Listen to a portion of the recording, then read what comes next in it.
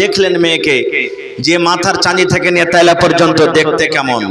এই জন্য নবী বলেছেন যে বিয়ে করবে, বিয়ে করার আগে যাকে তুমি বেটি ছেলেটাকে বিয়ে করবে ওকে একবার দেখো। তুমি ওকে পছন্দ করো, ও যদি তোমাকে না করে, ইয়া তুমি ওকে করছো, ও যদি তোমাকে না করে, এই জন্য বিয়ে করার আগে তুমি একবার দেখো যাকে বিয়ে করবে। কিন্তু এখানে যে বিয়ে করবে একদিনও দেখতে যাই না, যাইবে মা, যাইবে বাপ, যাইবে ভাই, যাইবে 10 বন্ধু, আর পরে 2-4-6 মাস তখন বলছে যে এটা স্ত্রী লিয়ে চলাফেরা হবে না, একে তালাক দিয়ে দেবো, কিংবা এটা স্বামীর সাথে আমি চলতে পারবো না, আমি আর কাছ থেকে খোলা করে নেব। সংসার ভেঙে গেল তাদের। দেখতে হবে। নবীজি দেখলেন, দেখা পর মাথা নিচে করে নিলেন, এই আমার দিকে দেখেন, মাথা নিচে করে নিলেন। তুমি পছন্দ আছো, তোমাকে বিয়ে করব কি করব না, কোনো উত্তর দিলেন না। সাহাবায়ে কেরাম বসে আছেন, এক অপরের দিকে দেখা দেখে করছেন, মনে মনে চিন্তা করছেন কি ব্যাপার। সে মহিলা নিজের জানখানা নবীকে সঁপে দিয়েছে, কিন্তু নবীজি দেখার পর কিছুই বললেন না। হ্যাঁ, তোমাকে বিয়ে করব কি করব না। কিছু সময় যখন কেটে গেল, ফাকামা রাজুলুম মিন আসহাবিহি, সাহাবী যারা বসেছিলেন তাদের মধ্যে একজন সাহাবী দাঁড় হয়ে গেলেন।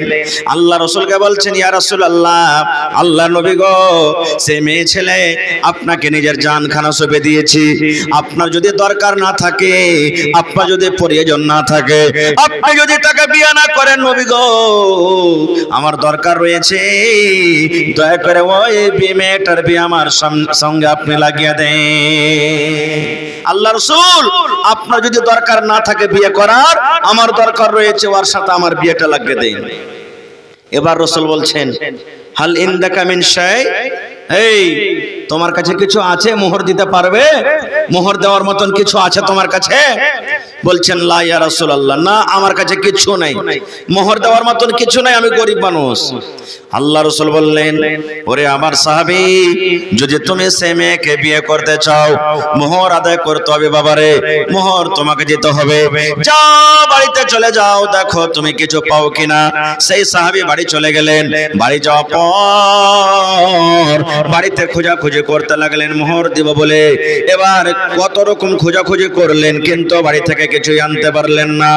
সেই সাহাবী নবীকে বললেন, ইয়া রাসূলুল্লাহি মা ওয়াজাদতু শাইয়া, আল্লাহ নবী গো, আমি বাড়িতে অনেকক্ষণ ধরে খোঁজাখুঁজি করলাম, কিন্তু আমি মোহর হিসাবে বাড়ি থেকে কিছুই আনতে পারলাম না, কিছুই আনতে পারলাম না আল্লাহ রাসূল আমি বাড়ি থেকে।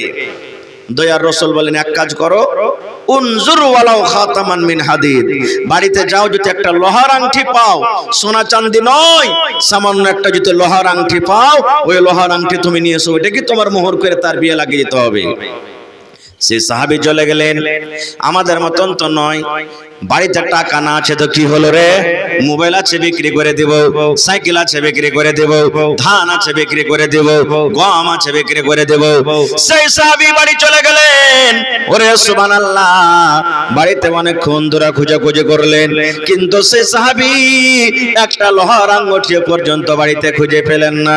সেই মজলিসে এসে বললেন, ইয়া রাসূলুল্লাহি ওয়ালা খাতামান মিন হাদিদ, আল্লাহ নবী গো, আমি বাড়িতে গিয়ে অনেকক্ষণ ধরে খোঁজাখুঁজি করলাম, কিন্তু নবী গো আমি একটা লোহার আঙ্গুঠি পর্যন্ত আনতে পারলাম না।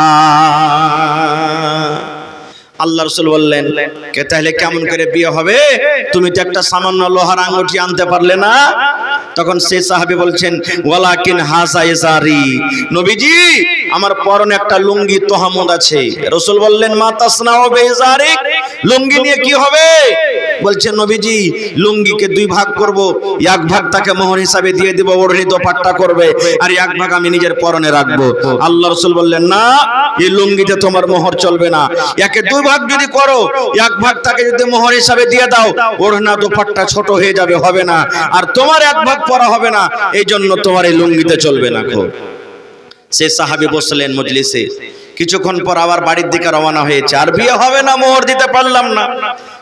কিছু দূর যখন হেঁটে গেছেন, আল্লাহ রাসূল বললেন, ও বাবা রে, তুমি শোনো রে বাবা, তুমি শোনো, আমি জানতে পারলাম তুমি একটা গরিব মানুষ, তোমার বাড়ি থেকে কিচ্ছু নাই, সামান্য একটা লোহার আঙ্গুঠি আনতে পারলে না, এর মানে তোমার মোহর দেওয়ার মতন কিছু নাই। তবে নবী এবার শেষে বলছেন, মাজা মা কামিনাল কোরআন, ওরে সাহাবী, এই আল্লাহর কিতাব কোরআন থেকে তুমি কিছু জানো কিনা? মাজা মা কামিনাল কোরআন, আল্লাহর কিতাব কোরআন থেকে তুমি কিছু জানো কিনা? এই কোরআনের সূরা তোমার কিছু মুখস্থ আছে কিনা? কোরআনের আয়াত তোমার কাছে কিছু মুখস্থ আছে কিনা? সেই সাহাবী বললেন, না আমি ইয়া রাসূলুল্লাহ, আল্লাহ নবী গো, আমার কোরআনের আয়াত মুখস্থ আছে গো নবীজি, কোরআনের সূরা আমার মুখস্থ আছে। ফাআদাদাহা, নবীর সামনে নাম বলে দিলেন, হয়তো সূরা 3 মুখস্থ আছে, হয়তো সূরা বাকারা মুখস্থ আছে, হয়তো সূরা শামস মুখস্থ আছে। এই করে করে যে সূরাগুলো জানতেন আল্লাহর নবীর সামনে সূরাগুলোর নাম বলে দিলেন।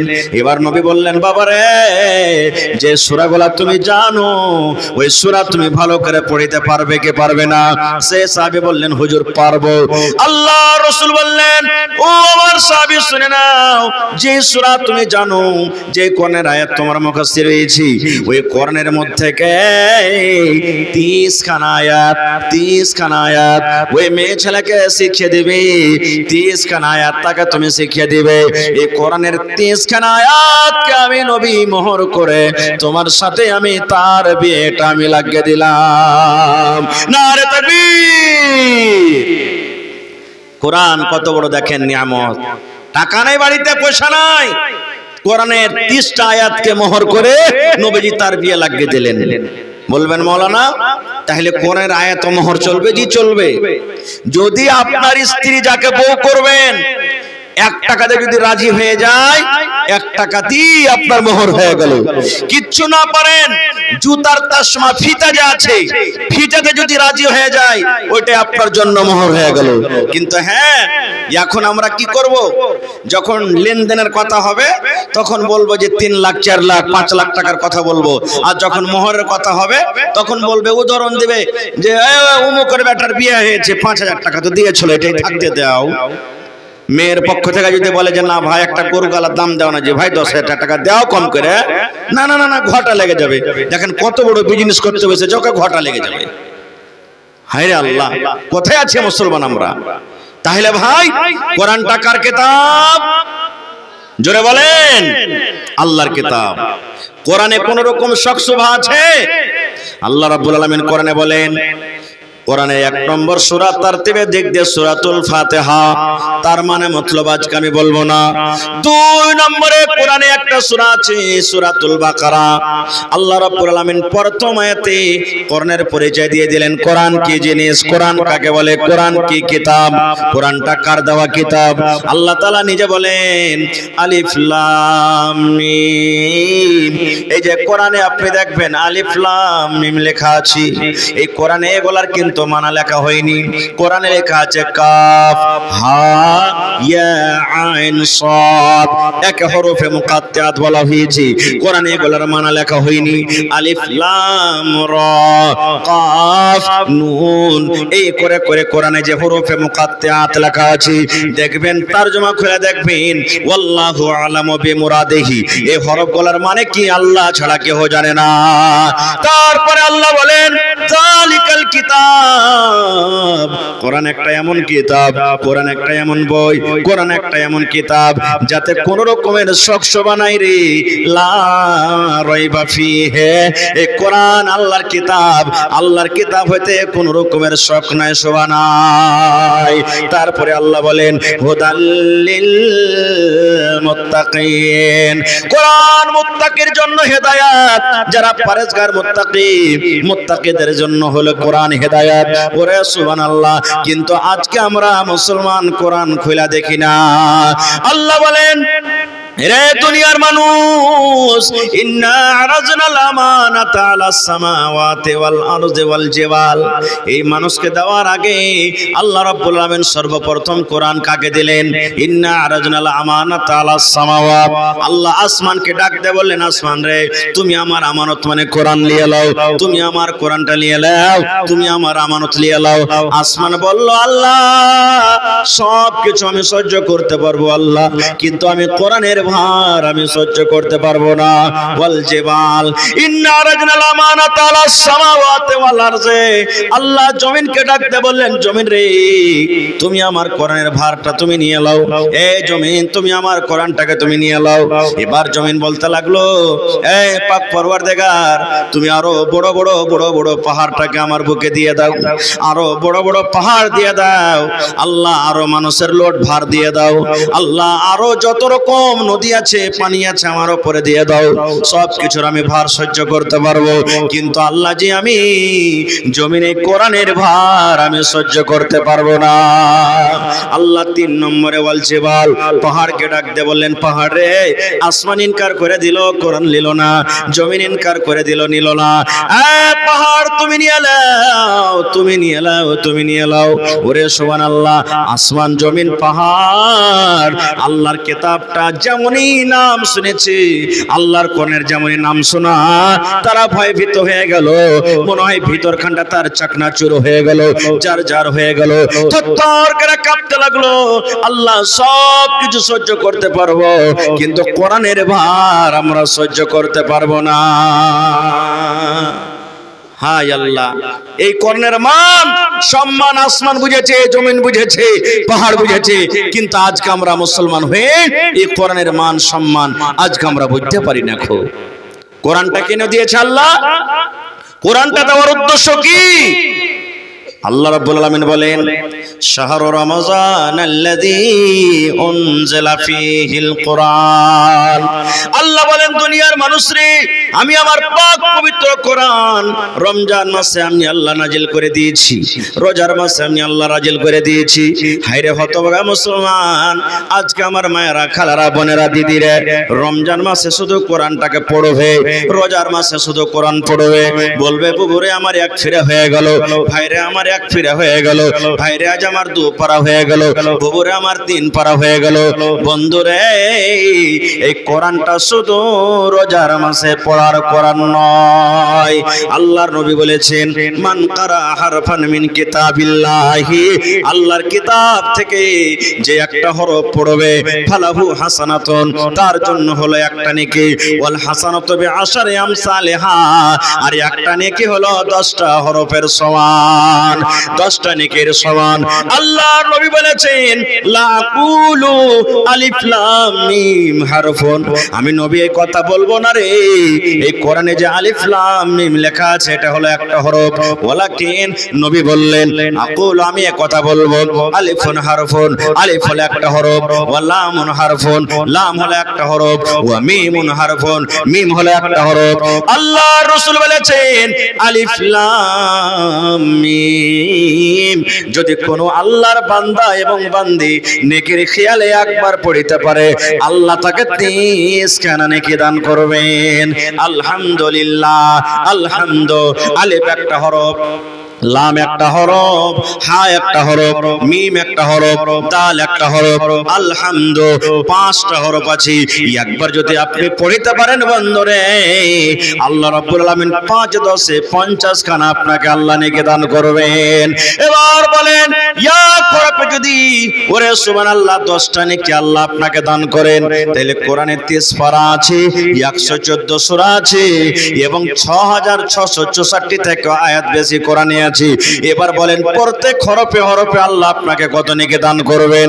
এই জন্য মুসলমান রোজার মাসে বেশি বেশি কোরআন পড়তে হবে, তেলাওয়াত করতে হবে, এটা ভালো কথা, কিন্তু অন্য মাসে পড়তে হবে না, এটা নয় রে, এটা নয় রে। আল্লাহ রাসূল বলেছেন, যে বাড়িতে জিন জ্বালিয়ে দেয়, যে বাড়িতে ভূতে জ্বালায়, যে বাড়িতে জিনে জ্বালায়, যে বাড়িতে ভূতে তং করে, আল্লাহ রাসূল বলেছেন, উম্মত তুমি কোরআনে একটা সূরা আছে সূরাতুল বাকারা, বাকারা সূরা তুমি বাড়িতে বেশি বেশি করে তেলাওয়াত করো, বাকারা সূরা তুমি বেশি বেশি করে বাড়িতে পড়ো রে। বেশি বেশি করে পড়তে গেলে তোমার বাড়িতে জিন শয়তানে তোমাকে জ্বালাবে না। নারে তাকবীর। কোরআনে একটা সূরা আছে সূরা ইখলাস, মুখস্থ আছে না নাই? জোরে বলেন, কুল হুয়াল্লাহু আহাদ। কবে ইখলাস ফের কোন সূরা মেলে মানুষ জানে না। কুল হুয়াল্লাহু আহাদ এটা তো আছে না মুখস্থি। আহা, আল্লাহ রাসূল বলেছেন, যদি কোনো মা, যদি কোনো খালা, যদি কোনো বোন, যদি কোনো ভাইরা 24 ঘন্টার মধ্যে এই সূরাটাকে 10 বার পড়িতে পারেন, কতবার? 10 বার পড়িতে পারেন। সুবহানাল্লাহ, নেকি মনে করে ভালো করে শোধ করে 10 বার পড়িতে পারেন। আল্লাহ রাসূল বলেছেন, উম্মত রে, এই সূরাটার এত কামাল, এই সূরাটার এত ফাজিলাত, এই সূরাটার এত মার্তাবা। আল্লাহর নবী বলেছেন, যদি 10 বার তুমি এই সূরাটাকে পড়ে নাও, আল্লাহ রাব্বুল আমিন এই সূরাটার বদলাতে পড়ার বিনিময়ে জান্নাতের ভিতরে একখান ঘর বানিয়ে দেবে। সুবহানাল্লাহ। কখন পড়বেন? পড়ার কোনো টাইম নাই। জালসা শুনে বাড়িতে যাবেন, আউযু বিল্লাহি মিনাশ শাইতানির রাজিম, বিসমিল্লাহির রহমানির রহিম, কুল হুয়াল্লাহু আহাদ, আল্লাহুস সামাদ, লাম ইয়ালিদ ওয়া লাম ইউলাদ ওয়া লাম ইয়াকুল লাহু কুফুয়ান আহাদ, বিসমিল্লাহির রহমানির রহিম, কুল হুয়াল্লাহু আহাদ, আল্লাহুস সামাদ, লাম ইয়ালিদ ওয়া লাম ইউলাদ ওয়া লাম ইয়াকুল লাহু কুফুয়ান আহাদ। আপনি নামাজ পড়ে জামাতের জন্য বসে আছেন, এখনো টাইম আছে, একবার দুবার আপনি পড়ে নিলেন। আপনি রাস্তা দিয়ে হাঁটছেন, পড়বেন। ঘাস কাটতে আপনি চলে গেলেন, পড়বেন। মোটরসাইকেল চালিয়ে চলে গেলেন, পড়বেন। মায়েরা খালারা বাড়িতে রান্না বান্না করে পড়বে, বাচ্চাকে দুধ খাইয়ে পড়বে, বাড়িতে ঝাড়ু দেয় পড়বে। পাক পবিত্র অবস্থাতে যে কোনো টাইমে নবী বলেছেন, যদি সূরা ইখলাস 10 বার তুমি পড়ো রে, 10 বার যদি তুমি পড়ো, আল্লাহ রাব্বুল আমিন তার বিনিময়ে জান্নাতের ভিতরে একখান ঘর বানিয়ে দেবে। একজন সাহাবী এক মসজিদের ইমাম আলহামদু সূরা পড়েন, আলহামদু সূরা পড়, সূরা ইখলাস মানে কুল হুয়াল্লাহু আহাদ পড়ে অন্য একটা সূরা পড়ে তখন রুকু করে, মানে দুটা করে সূরা। আলহামদু পরে দুটা সূরা, আর এক রাকাতে খাড়া হয়েছে, আলহামদুলিল্লাহ সূরা শেষ করে, কুল হুয়াল্লাহু আহাদ শেষ করে আবার একটা সূরা পড়ে তখন রুকু করছে। নামাজের শেষে যখন মুক্তাদি যারা ছিলেন ওরা তখন বলছেন, এ ভাই, এরকম করে তুমি নামাজ কেন পড়াইছো? বলছে, কেমন করে রে ভাই? বলছে, তোমার কুল আল্লাহ সূরা কি যথেষ্ট নয়? তুমি এইটা সূরা শেষ করে ফের আরেকটা সূরা যে তুমি পড়েছো, তুমি এক কাজ করো, ভাই একটা সূরাই পড়ো, শুধু কুল আল্লাহু আহাদ পড়ে তুমি নামাজ পড়িয়ে দাও, আর না হলে এটাকে বাদ দিয়ে অন্য একটা সূরা পড়ো, এই ডাবল ডাবল করে পড়িও না। তখন ইমাম সাহেব বলছেন যে এক কাজ করো, আমি যেভাবে পড়েছি এইভাবেই পড়বো, মন হয়তো আমাকে ইমাম থাও আর না হয়তো না থাও, তোমরা নামাজ পড়োগা। আমাকে যদি ইমাম থাও তা আমি আলহামদুলিল্লাহ পড়বো, তারপরে সূরা ইখলাস পড়বো, তারপরে তখন অন্য কোন সূরা পড়ে আমি রুকু করব। যদি এটা পোষায় ভাই আমাকে ইমাম থাও, না তো আমাকে থুইও না। খুব মজবুর হয়ে গেল ওখানকার লোক। তখন ওরা আল্লাহ রাসূলের কাছে চলে গেলেন। আল্লাহ রাসূল, আমাদের টোলাতে যে ইমাম আছে একটা, ও প্রত্যেক রাকাতে আলহামদুর পরে ও ইখলাস সূরা পড়বে, কুল হুয়াল্লাহু আহাদ, আর যে আরেকটা সূরা পড়ে তখন ও এরকম ভাবে রুকু করবে। আমরা বললাম তো বলছে মন হয় ইমাম থাও বা নাই থাও, কিন্তু আমি কুল আল্লাহু সূরা হর রাকাতে পড়বই। আল্লাহ রাসূল বলছেন, ওকে ডাকো। চলে এলেন। আল্লাহ রাসূল বলছেন, বাবা রে, তুমি নাকি এরকম করে প্রত্যেক রাকাতে আলহামদুর পর কুল আল্লাহু পড়ো, ইখলাস পড়ো? জি আল্লাহ নবী, আমি পড়ি। আল্লাহ রাসূল বললেন, বাবা তুমি কেন পড়ো? কি এমন সূরাতে আছে, এই সূরাটার মধ্যে কি আছে তুমি এরকম কেন পড়ো? কি কারণে তুমি পড়ো একটু দয়া করে বলো। এবার সেই সাহাবী বললেন, আল্লাহ নবী গো, ইন্নী উহিব্বুহা, এই সূরাটা পড়িতে আমাকে খুব মজা লাগে নবী গো, এই সূরাটাকে আমি খুব ভালোবাসি, এই সূরাটার পরে আমার খুব দয়া আছে, এই সূরাটাতে শুধু আল্লাহর সিফাত আছে, আমি সূরাটাকে ভালোবাসি, এই সূরাটার সাথে আমি মহব্বত করি, এই সূরাটাকে ভালোবাসি বলে আমি প্রত্যেক রাকাতে পড়ি। আমি সূরাটাকে না পড়ে মনে হয় আমার মনটা ঠান্ডা হয় না। আল্লাহ রাসূল বললেন, সাহাবী রে, এই সূরাটাকে তুমি যে ভালোবাসো, এই সূরাটার সাথে তুমি মহব্বত করো, এই মহব্বত ভালোবাসা তোমাকে জান্নাতের ভিতরে নিয়ে চলে যাবে। নারে তাকবীর! হয়নি, হবে না, হতে পারে না, আমার নবীর সাথে কারো তুলনা। হয়নি, হবে না, হতে পারে না, আমার নবীর সাথে কারো তুলনা। হায়রে তুলনা তো দূরের কথা, ছায়াও মিলে না।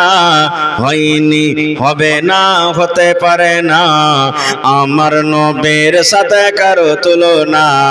হয়নি, হবে না, হতে পারে না, আমার নবীর সাথে কারো তুলনা। সকল নবী রাসূল ছিলেন আল্লাহর দিওয়ানা, দু নয়নে দেখবো আল্লাহ ছিল তামান্না। আরে মোর নবীকে ডেকে নিলেন, আরে মোর নবীকে ডেকে নিলেন, দেখবে রব্বানা। হয়নি, হবে না, হতে পারে না, আমার নবীর সাথে কারো তুলনা। হয়নি, হবে না, হতে পারে না, আমার নবীর সাথে কারো তুলনা। ইউসুফকে দেখে যারা আঙ্গুল কেটেছে, তারা কি আমার নবীর রূপ দেখেছে?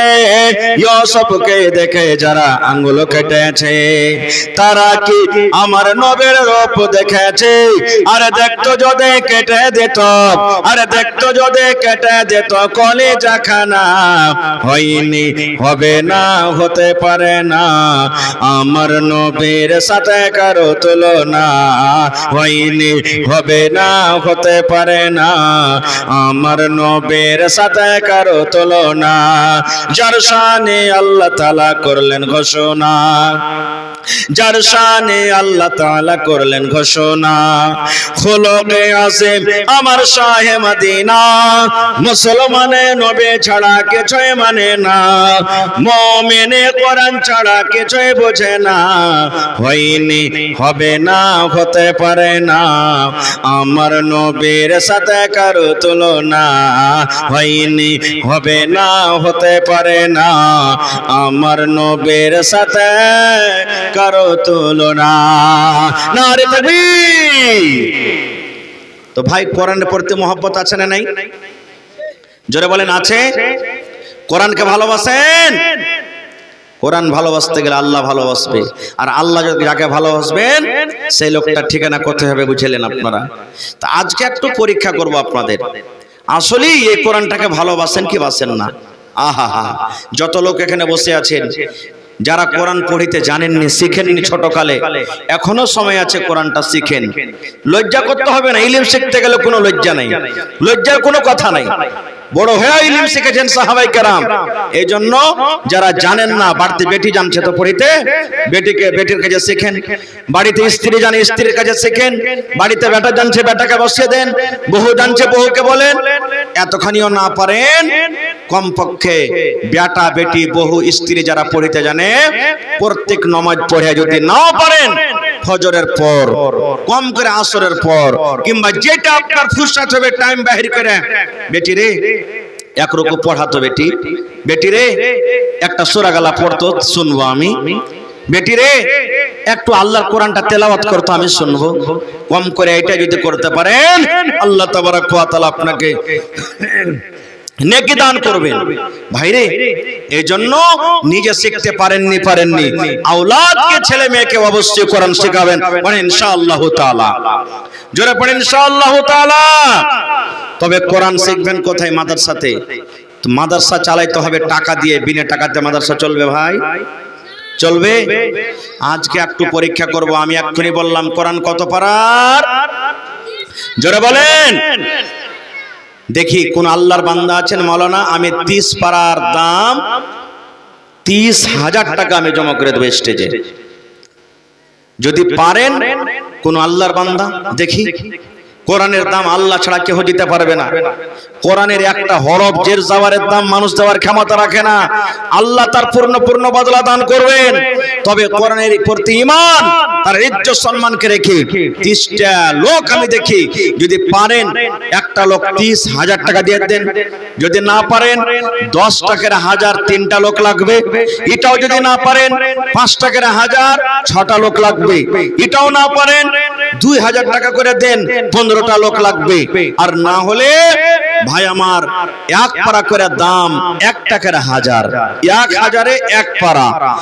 মা কবরে চলে গেছেন, আব্বা কবরে চলে গেছেন, দাদু দাদি কবরে চলে গেছেন, তাদেরকে স্মরণ করে দেখি কোন আল্লাহর বান্দা আছেন আমার হাতে প্রথমে 1 পারার দাম 1000, 2000, 5000, 10000, 15000, 30000 টাকা দান করবেন। দেখি কোন আল্লাহর বান্দা আছেন কোরআনের প্রতি মহব্বত ভালোবাসা কার আছে। এবং কমিটির লোককে বলবো মা খালারকে পেন্ডালে চাদর দিয়ে আপনারা পাঠিয়ে দেন। মায়েরা খালারাকে বলবো, আমি জানি এলাকার মানুষ দানি খুব ভালোভাবে দান করে, ওয়াজ শুনতে ভালো দেখেন, এত সুন্দরভাবে ধীরে স্থির হয়ে বসে আছেন পেন্ডাল ভর্তি হয়ে। আমার মনে হয় পাখি উড়তে উড়তে যদি মাথাতে বসে যায়, পাখি মনে করবে এটা মাথা লড়ে, এটা মনে হয় কোনো গাছ আছে মনে হয় নাকি। এরকম সুন্দরে আপনারা বসে আছেন। আমি যদি 3 ঘন্টা ধরে আরো ওয়াজ করি, মনে হয় আপনারা একটাও কেউ হেলবেন না, এত সুন্দর ধীরে স্থির হয়ে বসে আছেন। ভাই, তবে আমার পরে আরো 3 জন 4 জন মাওলানা আছেন, তারাকে শুনতে হবে। তো ভাই রে, 10 থেকে 15 মিনিটের মধ্যে দেখি কোন আল্লাহর বান্দা আছেন। আমার সময় মাত্র 11টা পর্যন্ত, 1 ঘন্টা স্টেজ আসা হয়ে গেল, 1.5 ঘন্টা টাইম ছিল, 1/2 ঘন্টা আপনাদের সামনে আর আছি। এই 1/2 ঘন্টার ভিতরে ভাই 30 মিনিটে আমি 30টা লোককে আমি চেয়েছি 5,000, 10,000, 15,000, 25,000, 30,000 কিংবা 1,000 করে। এবং দেখি এলাকাতে মা খালারা ছাগল বকরি কিন্তু খুব পোষে। মায়েরাকে বলবো একটা বকরি দান করবেন, কাঁসা দান করবেন, বদনা দান করবেন, গলার হার, নাকের নাকমুনি, আংটি, পার পায়াল, টাকা, এই সমস্ত জিনিস মায়েরা খালারা খুব দান করতে ভালো। একটু আসেন তো দেখি। মোহাম্মদ জাহির ভাই বাড়ি কোথায়? গ্রামের। মোহাম্মদ জাহির ভাই আমার এক পারা কোরআনের দাম 1,000 টাকা জমা করে দিয়েছেন। মাশাআল্লাহ, জাযাকাল্লাহ। তো জাহির ভাই, এই গ্রাম বাড়ি নাকি আপনার? এক পারার দিলেন, ডাবল করতে পারবেন না?